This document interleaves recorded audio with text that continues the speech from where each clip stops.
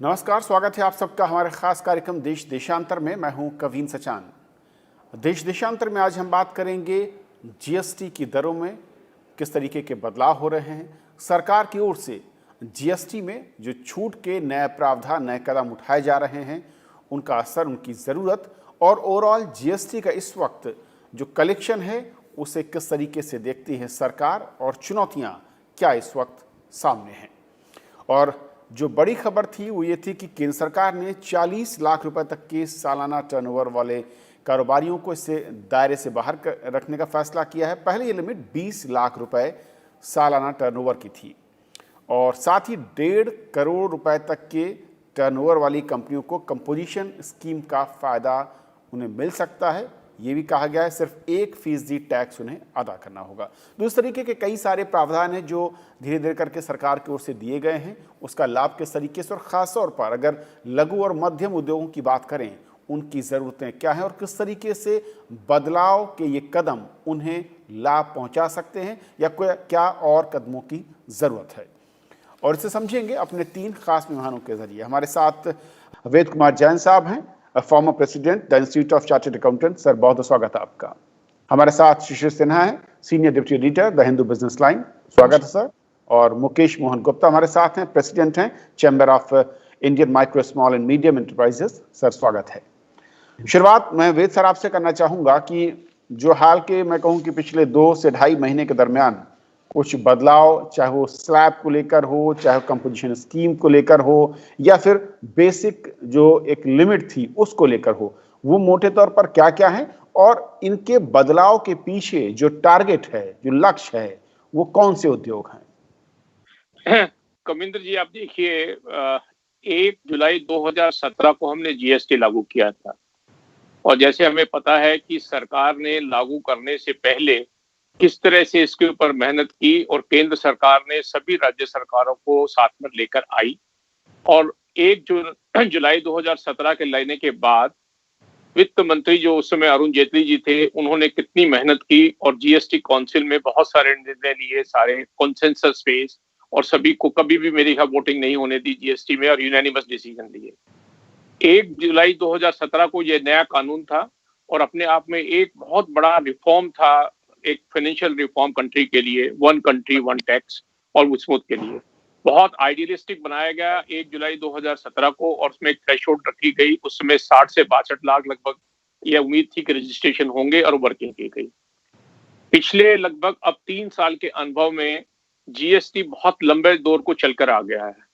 पहली बात तो ये देखा जाए कि 62 लाख से लगभग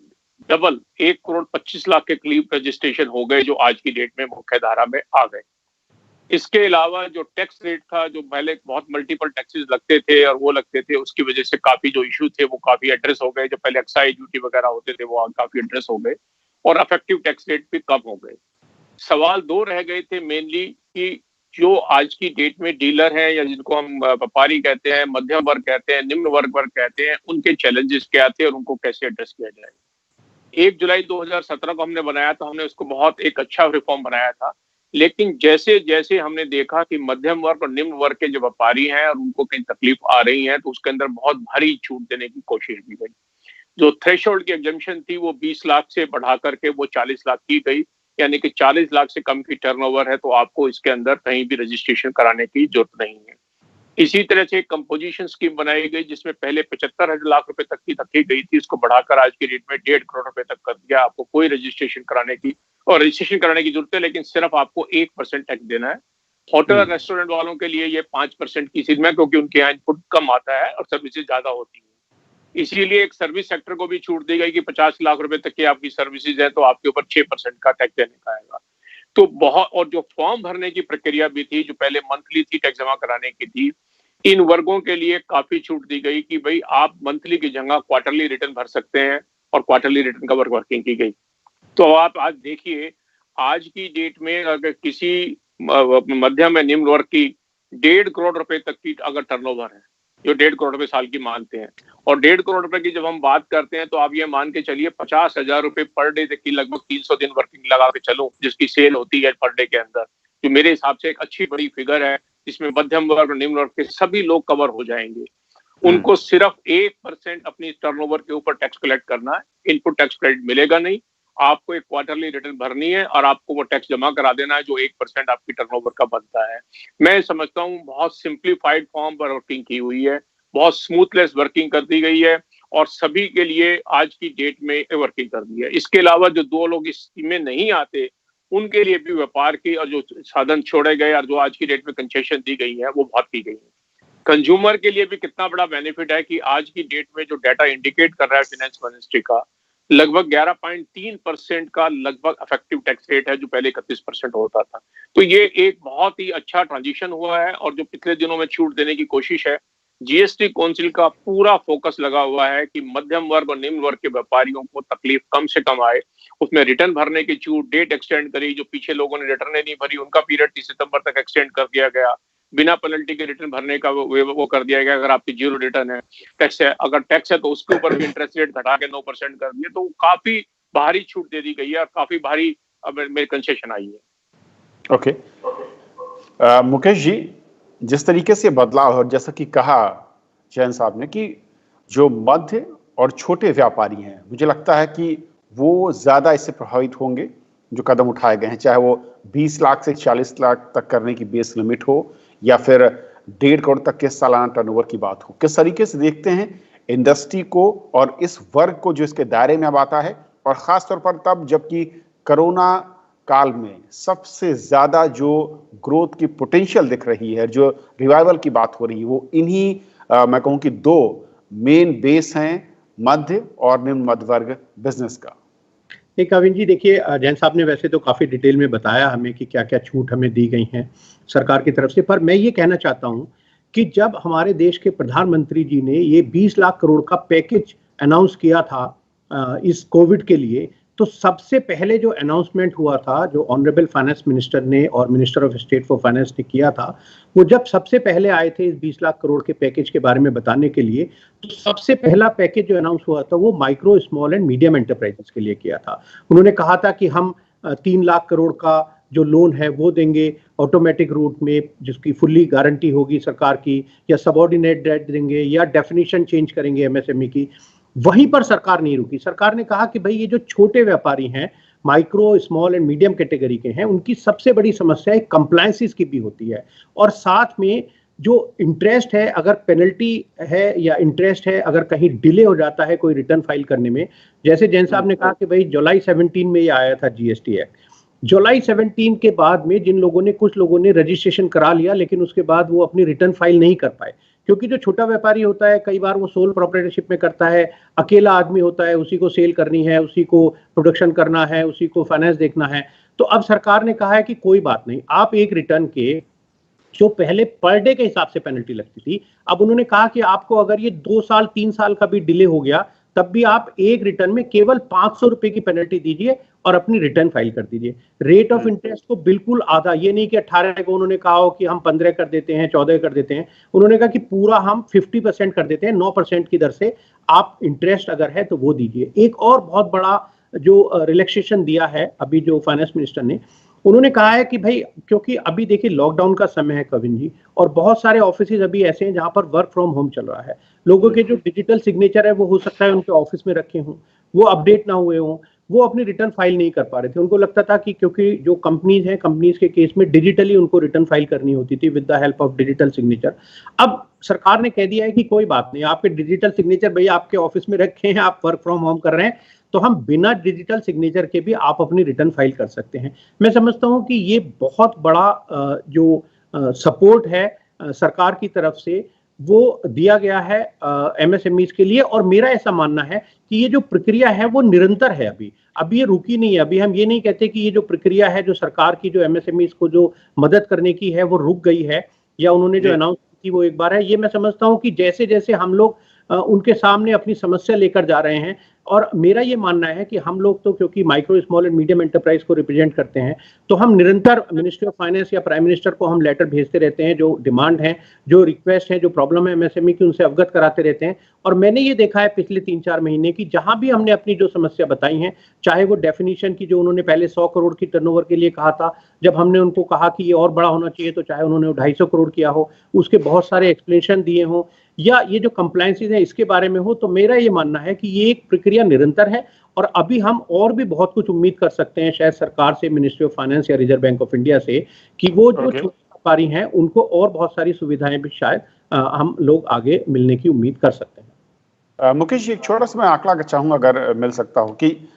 इन कदमों के साथ अगर हम बाजार में हिस्सेदारी को देखें, मीडियम और जो स्मॉल स्केल इंडस्ट्री हैं, और उनकी हिस्सेदारी कितने लोग, मैं जानना चाह रहा हूं कि प्रभावित होंगे इन कदमों से, जिनको राहत मिलती नजर आएगी? देखिए, जो एमएसएमई का डाटा है कविन जी, वो ये है कि 6 करोड़ से कुछ ज्यादा है, करीब 6.5 करोड़ जो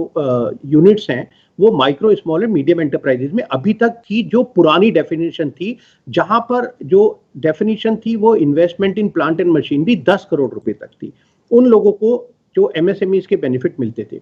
अब ये दायरा बहुत ही विस्तृत कर दिया गया है। अब जो डेफिनेशन है वो एमएसएमई कैटेगरी में वो सारे एंटरप्राइजेज जहां पर टर्नओवर 250 करोड़ तक है और investment in plant and machinery 50 crore तक है, और उसमें साथ में उन्होंने मैन्युफैक्चरिंग और सर्विस सेक्टर को एक कर दिया गया है। पहले ये डिफरेंस था, यानी पहले था कि एमएसएमई में वो यूनिट्स थी जहां अगर मैन्युफैक्चरिंग में है तो इन्वेस्टमेंट 10 करोड़ तक, और अगर सर्विस सेक्टर है तो इन्वेस्टमेंट 5 करोड़ तक होता था। मैं समझता हूं कि ये जो 6 करोड़ की जो सीमा है, ये 6 करोड़ की जो नंबर है, ये अब काफी ज्यादा हो जाएगा और केवल 6-7 हजार यूनिट्स ही ऐसी बचेंगी जो एमएसएमई के दायरे से बाहर होंगी। तो मैं समझता हूं कि जो एमएसएमई के जो बेनिफिट है वो एक बहुत बड़े जो वर्ग है उसको मिलने वाली है। यहाँ आपके प्रोग्राम के माध्यम से बस मैं एक रिक्वेस्ट और करना चाहूंगा एमएसएमई मिनिस्ट्री से, अगर आप मुझे परमिट करें। तो जो अभी जो नया उद्यम रजिस्ट्रेशन आया है, उसमें एक रिक्वायरमेंट ये है कि अभी तो उन्होंने कहा है कि आप अपना सेल्फ डिक्लेरेशन के बेसिस पर अपना उद्यम रजिस्ट्रेशन ले सकते हैं, लेकिन 1 अप्रैल 2021 से ये जो रजिस्ट्रेशन होगा ये तभी मिलेगा जब आपका पैन नंबर और साथ में जीएसटी का रजिस्ट्रेशन हो। इसमें हम भी बात कर रहे हैं सरकार से, हमने कहा कि सर वो यूनिट जहां पर थ्रेशोल्ड लिमिट, जैसे सर ने भी बताया, विनोद जैन जी ने, कि 40 लाख की जो लिमिट है या 20 लाख की लिमिट है मैन्युफैक्चरिंग या सर्विस सेक्टर के लिए, तो उससे जिनकी कम टर्नओवर होगी उनको भी अब अपना उद्यम रजिस्ट्रेशन लेने के लिए जीएसटी का रजिस्ट्रेशन लेना पड़ेगा। उससे उनको जो इंसेंटिवाइज मिलना चाहिए कि हम अपना जो यूनिट है उसको रजिस्टर्ड करा लें एमएसएमई में, वो शायद थोड़े डिस्करेज हो जाएंगे। वो कहेंगे कि अगर हमें अपना ये उद्यम रजिस्ट्रेशन लेने के लिए जीएसटी में भी रजिस्ट्रेशन कराना पड़ेगा, अगर मेरी टर्नओवर 1 लाख, 2 लाख, 5 लाख या 10 लाख है तब भी, तो मुझे लगता है कि शायद वो थोड़ा इसमें उनको जो इंसेंटिव मिलना चाहिए ये उद्यम रजिस्ट्रेशन के लिए, वो नहीं मिलेगा। तो हमारी ये शायद रिक्वेस्ट रहेगी कि वो जीएसटी का रजिस्ट्रेशन उन्हीं लोगों के लिए कंपलसरी करें जहां पर ये जो थ्रेशोल्ड लिमिट है वो उसको क्रॉस कर जाए। ओके शिशिर जी, जिस तरीके से एक तो टैक्स स्लैब की बदलाव की बात हो रही थी, दूसरा कुछ और रियायतों की बात हो रही थी, लेकिन धीरे धीरे हम देख रहे हैं कि कदम उठा रही है सरकार, एक एक करके उन कदमों को जमीन पर देखा जा रहा है कि उसका इम्पैक्ट क्या होगा। पहला तो मैं समझना चाहूंगा कि इंडस्ट्री के लिहाज से ये जो इस तरीके के कदम है, चाहे एग्जामिशन की बात हो या फिर बेस लिमिट को बढ़ाने की बात हो रही हो, या फिर आप जब पेनल्टी की बात कर रहे हैं वहां पर आपने टैक्स रेट को हाफ कर दिया हो पेनल्टी को लेकर, इसका सीधा या फिर मैं कहूं कि इम्पैक्ट एक बिजनेस पर या उस ओवरऑल सेक्टर पर किस तरीके से आप देखते हैं? देखिए, आज के समय में क्यों महत्वपूर्ण है, क्योंकि देखिए 27 अगस्त और 19 सितंबर ये 2 तारीख ऐसे हैं जिस पर सारे उद्योग जगत की नजर लगी हुई है, आम आदमी की भी नजर है। 27 अगस्त को जीएसटी काउंसिल की एक बैठक है और दूसरी बैठक 19 सितंबर को बुलाई गई है। इन दोनों बैठक का महत्व इसलिए भी है क्योंकि आज के समय में जब हम कोविड के दौर से गुजर रहे हैं, बहुत सारी परेशानी उद्योग जगत के लिए है। कुछ परेशानियों का जो समाधान है वो आत्मनिर्भर भारत में किया गया, चाहे वो आपको रिटर्न के मामले में रियायत देने की बात हो, रिटर्न पे जो पेनल्टी थी वो उसको कम किया गया हो, रिटर्न की तारीख बढ़ाई गई हो, वो सारी चीजें की गई हैं। अब यहाँ पर डिमांड यह है कि हमको क्या रेट कम किया जा सकता है, क्या हमको कुछ और सुविधाएं दी जा सकती है। और तीसरा जो कि काफी अहम मुद्दा है, जो राजनीतिक तौर पे काफी संवेदनशील है, वो है राज्यों को मिलने वाला मुआवजा। जो 27 तारीख की जो बैठक है, उसमें राज्यों को जो हम लोग मुआवजा की बात करते हैं कंपनसेशन एक्ट के तहत, उसमें चर्चा होगी कि उसके विकल्प क्या हो सकते हैं, और 19 सितंबर को अलग अलग दर की बात है। अब आपका जो सवाल था कि इस समय जो कुछ करना है वो क्या उद्योग जगत को किस तरीके से फायदा दे सकता है,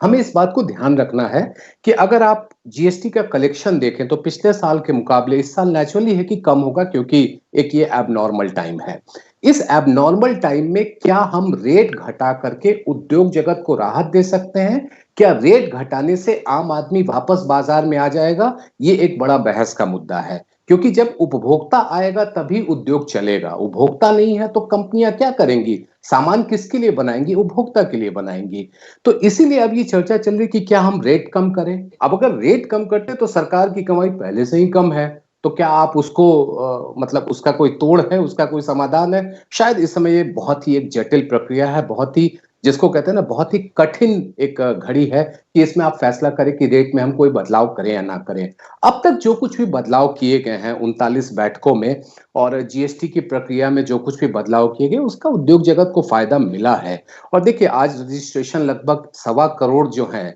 आप याद करिए कि जीएसटी के पहले 60 या 62 लाख थे, आज 1.25 करोड़ हैं। कंप्लायंस ईज हुआ है। हम ये नहीं कहते कि सब कुछ आसान हो गया है, अभी भी कई तरह की परेशानियां हैं। खास तौर पे टेक्नोलॉजी के फ्रंट पर बहुत बड़ी परेशानी है। आप दूर दराज के इलाकों में चले जाएं, टियर 2 टियर 3 सिटीज में चले जाएं, ऑनलाइन सिस्टम उस तरीके से काम नहीं करता है। वो एक परेशानी है, वो परेशानी इतनी आसानी से दूर नहीं हो सकती है। लेकिन फिर भी मैं कहूंगा कि बहुत सारे कदम उठाए गए हैं, एक क्लैरिटी आई है, और अब जरूरत इस बात की है कि उद्योग और व्यापार जगत उन जो सुविधाएं दी गई हैं, सहूलियत दी गई हैं, उसका ज्यादा से ज्यादा फायदा उपभोक्ताओं को दे। तो इससे दोनों को फायदा होगा, उपभोक्ता बाजार में आएगा, उद्योग आगे बढ़ेंगे।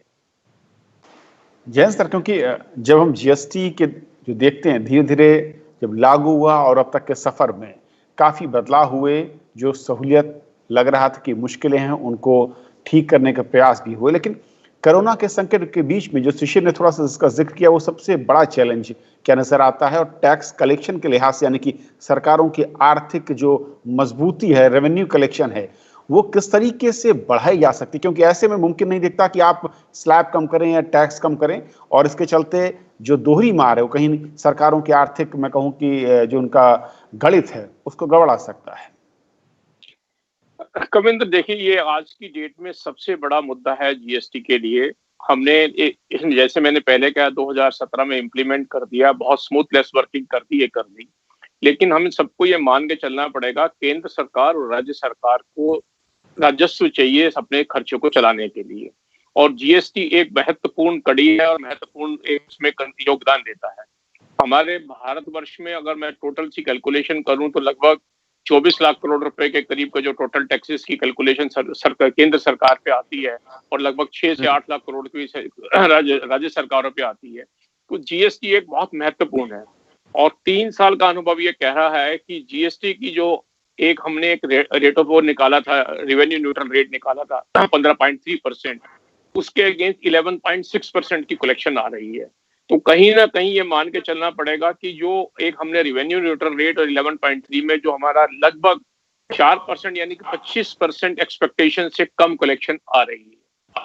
और इसी कारण से ये आज की डेट में ये एक समस्या बनी है जीएसटी काउंसिल के लिए, क्योंकि हमने कॉन्स्टिट्यूशन में कहा है कि 5 साल के लिए हर राज्य सरकार को 14% की रिटर्न से एवरेज से ग्रोथ से को कंपनसेशन दी जाएगी। तो बहुत सारे राज्य ऐसे हैं जिनकी यहाँ कलेक्शन 14% की ग्रोथ नहीं दे पा रही, तो सेंटर को उसमें देना है। तो ये सवाल उठा हुआ है कि वो आज की डेट में सेस कैसा है। अब इसके समाधान क्या हो सकते हैं? जब तक जीएसटी की कलेक्शन इंप्रूव नहीं करेगी तब तक इसका समाधान नहीं होगा अल्टीमेटली। अनफॉर्चुनेटली वर्ष 2020-21 में ये कोरोना आने की वजह से, लॉकडाउन आने की वजह से वैसे ही बाजार में परचेज कम हो गई, उपभोक्ता बाजार से चला गया। अब बहुत ज्यादा आइटम, बहुत सारा ट्रेड बिजनेस जो आज की डेट में जिससे कंज्यूमर लेता था, आज की डेट में एंटरटेनमेंट इंडस्ट्री है, अम्यूजमेंट इंडस्ट्री है, होटल इंडस्ट्री है, एविएशन इंडस्ट्री है, इन सबसे जो जीएसटी की कलेक्शन आती थी। इवन स्कूल्स एंड कॉलेजेस में डायरेक्टली जीएसटी नहीं लगता, लेकिन जो इंसिडेंटल सर्विसेज है, जो ट्रांसपोर्टेशन है, जो बच्चे फूड, रेस्टोरेंट, बुक यानी कि अपनी स्कूल बैग, ड्रेसेस वगैरह, इनके ऊपर जो जीएसटी था वो सारी प्रभावित है बहुत तेजी से। तो आज की डेट में सबसे बड़ी जो समस्या दो हैं, एक तो नॉर्मल जीएसटी की कलेक्शन को कैसे बढ़ाया जाए, और दूसरा जो कोरोना की वजह से जो समस्या आई है और जो रिवेन्यू में फॉल हो रहा है उसको कैसे किया जाए। इन सब बातों को देखते हुए अब उपभोक्ता तो ये चाहता है, और कुछ इकोनॉमिस्ट का कहना भी है कि सरकार रेट कम कर दे तो शायद डिमांड बढ़ जाए। मेरा कहना यह है कि पहले ही राजस्व में कमी है, रेट कम करके सरकार पहले ही साढ़े इफेक्टिव रेट को 15 से 11% कर दी है। तो मैं ये नहीं उम्मीद कर सकता, देखो जीएसटी काउंसिल की मीटिंग जो सितंबर में हो रही है, कि कोई रेट में कोई मेजर चेंज आएगा। कोई माइनर एडजस्टमेंट इधर उधर आ सकती है कि जहां एबनॉर्मलिटी नजर आ रही है, जिसे हम इन्वर्टर ड्यूटी कहते हैं, कई बार इन्वर्ट जीएसटी लगता है, अदरवाइज कोई चेंज नहीं आना पड़ा। और जो 27 अगस्त की मीटिंग है उसमें सेस के बारे में जो इश्यू आने वाला है, मेरा ऐसा अनुमान है कि कहीं ना कहीं केंद्र सरकार को, जीएसटी काउंसिल को ये एक्सेप्ट करना पड़ेगा कि कुछ आइटम पे हो सकता है कि सेस के बारे में सरकार एक बार वो वर्किंग की जाए, और केंद्र सरकार ये कहे कि भाई इसकी कंपनसेशन देने के लिए आपको केंद्र सरकार को कहीं ना कहीं एम्पावरमेंट करना पड़ेगा कुछ और टैक्स के लिए। क्योंकि हम जब ये जीएसटी की आज की डेट में वन नेशन वन टैक्स की बात करते हैं, तो ये मान के चलना पड़ेगा कि जो समस्या केंद्र की है वो राज्य सरकारों की है। राज्य सरकार ये नहीं कह सकती कि ये समस्या केंद्र है, केंद्र में दे, तो सेंटर कहां से लाएगा पैसा, तो वही जीएसटी से करेगा।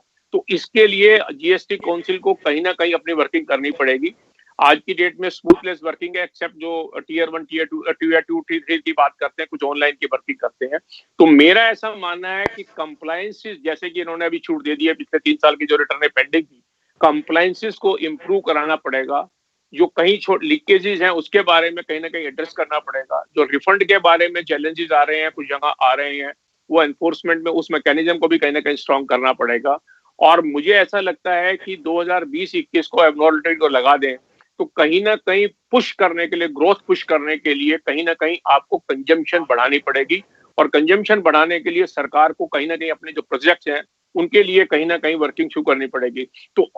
ऑन द ऑल आज की डेट में मैं ये नहीं मानता कि टैक्स रेट में आप उम्मीद कर सकते हैं कि कोई मेजर चेंज आएगा। सरकार की आज की डेट में अगर चेंज आएगी तो उसमें कंसेशन की मैं उम्मीद नहीं करता हूँ। कलेक्शन को एडमिनिस्ट्रेटिवली कैसे इंप्रूव किया जाए उसी के ऊपर ज्यादा फोकस रहेगा, और सेस कैसे एडमिनिस्टर की जाए, क्या सेस को बढ़ाया जाए या कुछ और पे आइटम पे लाया जाए, जिससे कि जो राज्य सरकार का घाटा केंद्र को देना है वो पूरा किया जा सके।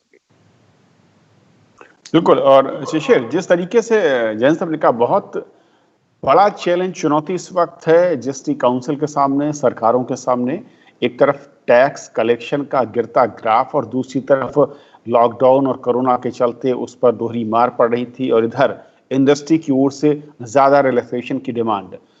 क्या बेस्ट वे आप देखते हैं और इस संकट के बीच में, और क्या यहाँ पर इंडस्ट्री को कुछ अलग तरीके के कदम या कुछ ज्यादा, मैं कहूँ कि दरियादरी दिखाने की जरूरत होगी? देखिए, मैं वेद जैन साहब की बात से पूरी तरह से सहमत हूं कि रेट कट जैसी बात के लिए अभी सोचना शायद वो उचित नहीं होगा, उसके लिए माहौल नहीं है।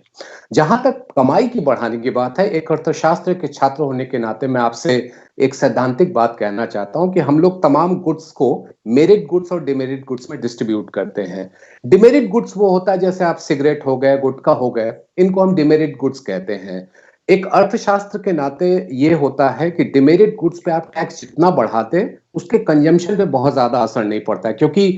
एक पुरानी कहावत है कि लत के लिए आप कोई भी कीमत चुकाने को तैयार होते हैं। अगर सिगरेट पीने वाला है तो उसकी कीमत अदा करने के लिए वो बहुत हिचकता नहीं है। एक थोड़ा सा उसको लगता है कि अरे मेरा खर्च बढ़ गया, लेकिन आदत हो जाती है, लत पड़ जाती है, तो उसकी कीमत चुकाने को तैयार होता है। मुझे लगता है कि जीएसटी काउंसिल को इस व्यवहार को भुनाना चाहिए कि क्या टोबैको रिलेटेड प्रोडक्ट्स के ऊपर हम टैक्सेशन या सेस बढ़ा सकते हैं। इसके लिए मुझे नहीं लगता है कि बहुत शोर शराबा होगा। हालांकि कुछ कंपनियां हैं जिनके लिए ये बहुत ही जिसे कहा जाए कि वो इसके फेवर में नहीं होंगी। मैं उन कंपनियों का नाम नहीं लेना चाहता हूं, सभी जानते हैं वो कौन सी कंपनी है। लेकिन ओवरऑल एक वर्ल्ड हेल्थ ऑर्गेनाइजेशन का अनुमान है कि आपका जो सिगरेट का प्राइस है या गुटखा, खैनी, तंबाकू का जो प्राइस है वो लगभग 75% रिटेल प्राइस का होना चाहिए। और इस समय हमारे हिंदुस्तान की स्थिति यह है कि वो 75% से कम है। कुछ मामलों में 67% तक है, कुछ मामलों में 40% तक है। एक जो बीड़ी है, बीड़ी तो सबसे ज्यादा लोग कंज्यूम करते हैं, उस पर सबसे कम टैक्स है। तो क्या हम इन चीजों को बढ़ा दें तो आपके लिए कमाई का एक साधन बन सकता है, जिससे आम उपभोक्ताओं के ऊपर बहुत ज्यादा असर नहीं पड़ने वाला है। और कमाई का अंदाजा जो है, ये एक स्टडी आई है जिसमें ये कहा गया कि अगर इस पे टैक्स बढ़ाया गया तो लगभग 50,000 करोड़ रुपए की कमाई हो सकती है। आप अंदाजा लगाइए कि आज जो हम सेस में कमी को लेकर के परेशानी भुगत रहे हैं, शायद ये रास्ता निकल सकता है। मुझे लगता है कि ऐसे आपको सोच लानी होगी, तो आपका शायद ये जो परेशानी है वो कुछ हद तक दूर हो सकती है। जी जैन साहब कुछ कहना चाह रहे हैं? नहीं, मैं शिशिर जी की बात से सहमत हूं, लेकिन थोड़ा सा ये कहना चाहता हूं कि इनमें से कुछ प्रोडक्ट ऐसे हैं, क्योंकि जीएसटी एक ऐसी चीज है जो सभी को देना पड़ता है पेमेंट करना, और क्योंकि इसमें रिच और पुअर के अंदर बहुत कोई डिफरेंस नहीं हो पाता है, तो जो आइटम बीडी के उसके बारे में तो ये ध्यान रखना पड़ेगा कि जो निम्न वर्ग के लोग हैं, जिनकी इनकम वैसे कम है, लत पड़ गई है, ये मानता हूँ, छुड़ाई नहीं जा सकती, लेकिन उनसे उम्मीद करना ज्यादा टैक्स तो ठीक नहीं होगा। हाँ, जो लग्जरी आइटम है, जो रिच यूज करते हैं, जो अफोर्ड कर सकते हैं, उनके बारे में सेस बढ़ाई जाए तो फिर भी सोचा जा सकता है कि करा जा सकता है, क्योंकि जीएसटी इनडायरेक्ट टैक्स होने की वजह से उपभोक्ता पे लगता है, और वो ये डिफरेंस नहीं करता कि गरीब कौन है और अमीर कौन है। जब इन आइटम को देखा जाए कि ये अगर जो खैनी वगैरह ये जो यूज करते हैं वो निम्न वर्ग के लोग यूज करते हैं, जिनकी इनकम कम है, तो उनका ध्यान जरूर रखा जाए कि उनके ऊपर इसका असर नहीं पड़े, क्योंकि इनका अदरवाइज परचेजिंग पावर बहुत कम है। ओके मुकेश जी, क्योंकि लिमिटेड ऑप्शंस हैं और कोरोना के संकट के बीच डिमांड बिल्कुल उस तरीके की नहीं है जो हम देखते थे अप्रैल के पहले, ऐसे में इंडस्ट्री क्या उसके पास एल्बो रूम है, उसके पास क्या और विकल्प हो सकते हैं, सुझाव कि डिमांड भी जनरेट हो, कंपनियां प्रोडक्शन भी करें और सरकार का रेवेन्यू भी जनरेट हो और आप लोगों को मुनाफा भी?